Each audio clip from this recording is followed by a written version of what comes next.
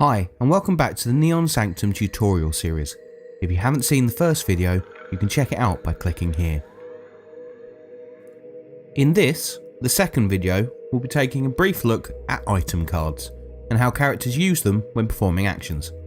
We'll also be covering fault rolls. So what is an item card? Well, quite simply, item cards represent any equipment that a character might need when performing a skill check. An item card could represent anything from a tablet computer to an assault rifle or a med kit. Just like skill cards, item cards are colour coded to show what ability area they belong to. The skill that the card is relevant to is also denoted here. As you can see, cards also have a special type, such as gun or blade. These are used during the combat phase of the game and will be covered in a later video.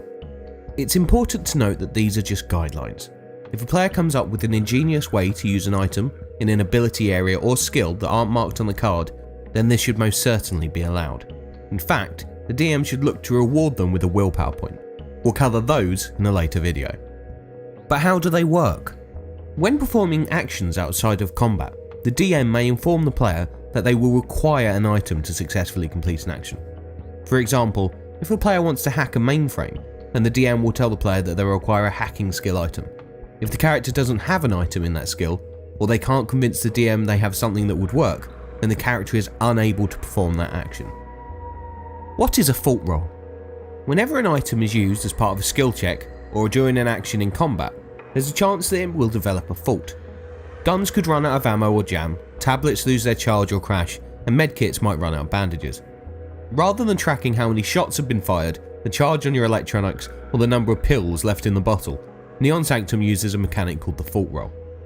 Whenever the player is using an item and rolls 2d10 to make a skill check or action, and one of those dice comes up a 10, then the player must make a fault roll. To do this, they pick up that dice and roll it again. They then compare the number on the dice with the number in the broken star icon in the top right of an item card. If the roll is equal to or higher than the number on the card, then the item is fine and continue to be used. If the player rolls under this number, then the item has developed a fault and can no longer be used. Faulty items should be flipped so they're face down and placed in front of the player.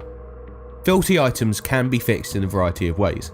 These include engineering checks outside of combat, some combat powers, and also there are consumable items which can be discarded to fix an item of the same type instantly. All the other elements that you see on an item card are used during the combat phase and will be covered in later videos. One important note, when a character takes damage in Neon Sanctum, they lose skill cards. Characters can't lose item cards as health in the same way. That wraps up the second video in our introduction series. Thank you very much for watching, and the next video will be an introduction to both mutant and cybernetic cards. If you've enjoyed these videos, please do subscribe, give us a like or leave a comment. And we're also on social media such as Facebook and Twitter, where you can get the most up-to-date information on Neon Sanctum.